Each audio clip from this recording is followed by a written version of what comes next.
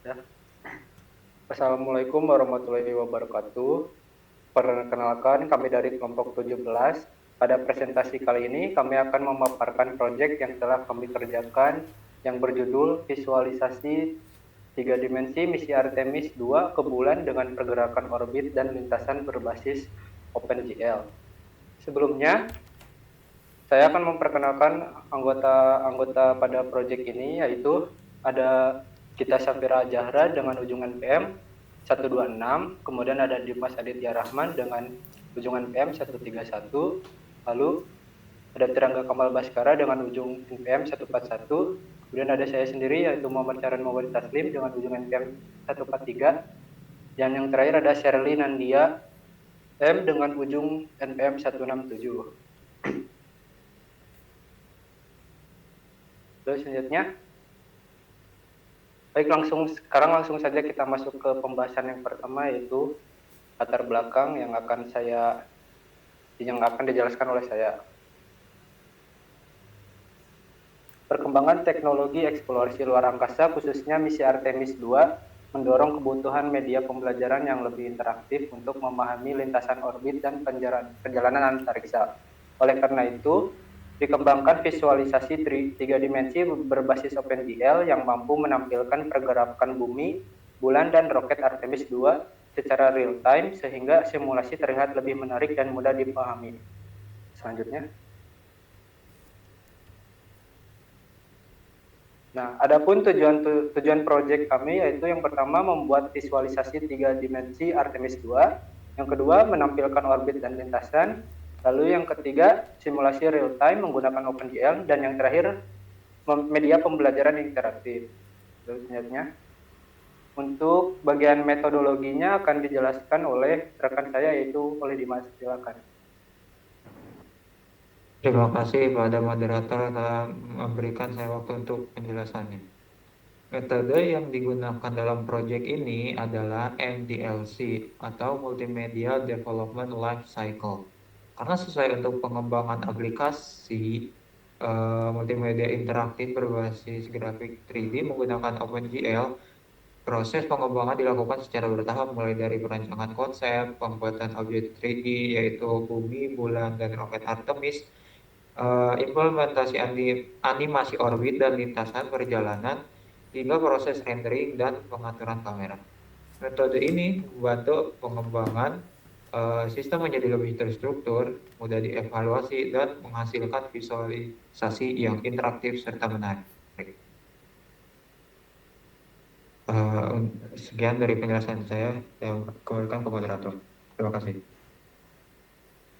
Baik, terima kasih Dimas atas penjelasannya. Lalu kemudian untuk analisis kebutuhan akan dilanjutkan lagi oleh rekan saya, dipersilahkan.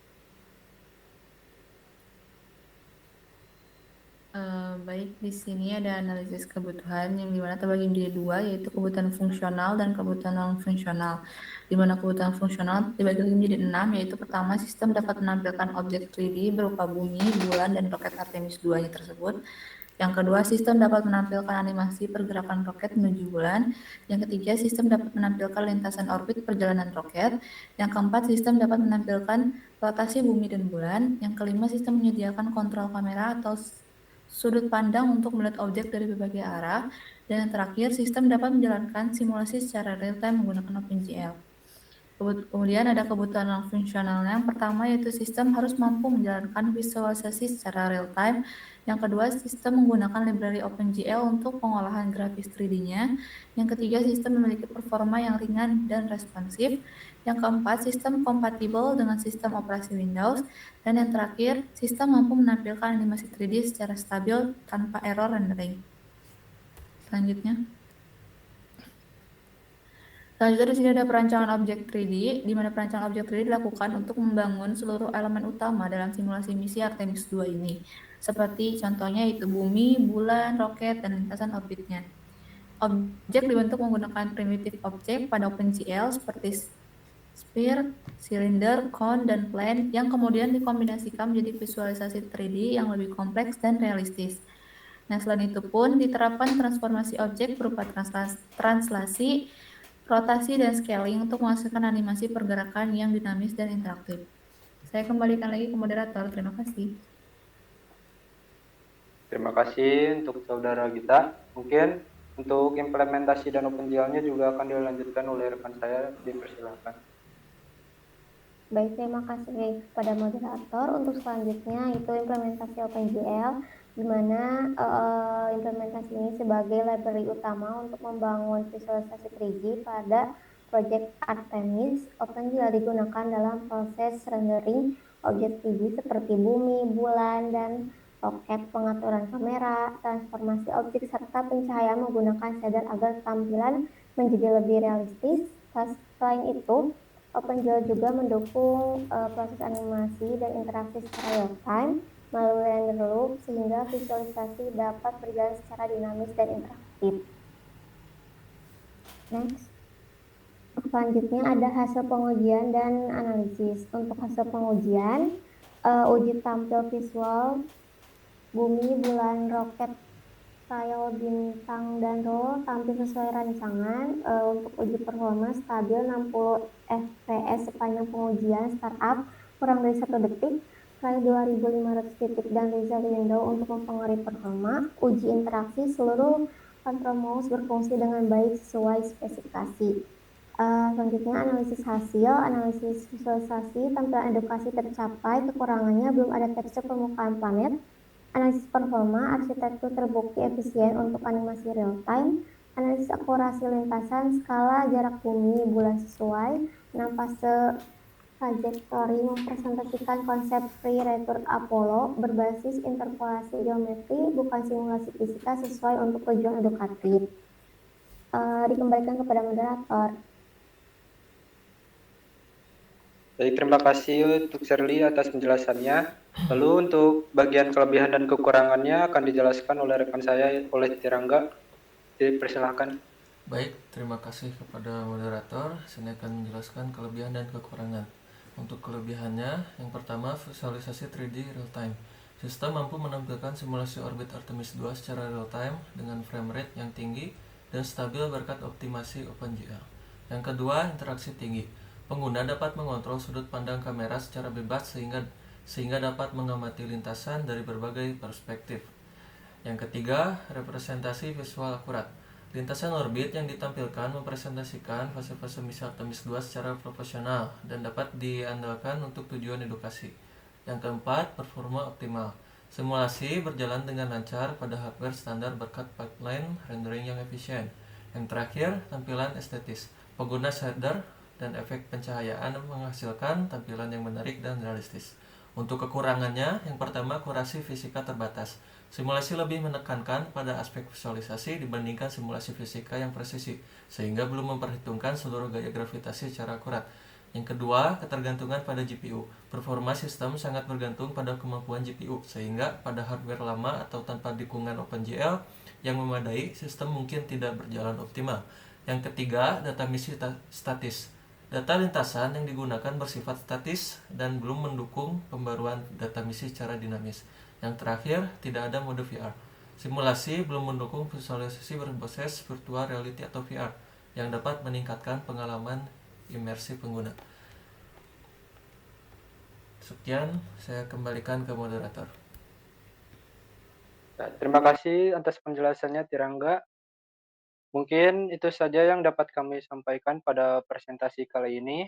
Mohon maaf apabila dalam penyampaian maupun isi presentasi masih terdapat kekurangan. Terima kasih atas perhatiannya. Wassalamualaikum warahmatullahi wabarakatuh. 3. Baik, selanjutnya kami akan menampilkan demo dari proyek yang telah kami buat yang akan dijelaskan oleh Dimas. Untuk Dimas, dipersilahkan. Terima kasih pada moderator atas waktunya. Di sini saya akan mendemonstrasikan proyek yang kami telah buat. Di sini terlihat pada tampilan Visual Studio Code. Kita akan menjalankannya pada terminal dengan mengetikkan command seperti Python main p. Lalu kita enter. Bentar. Nah, di sini terlihat sebuah visualisasi dari Artemis 2, yaitu di sini ada bumi dan juga di sini ada bulannya. Nah, di sini dan ini juga adalah roket dari Artemis itu. Nah, di sini terlihat roket itu mengelilingi bumi terlebih dahulu, lalu akan ke bulan.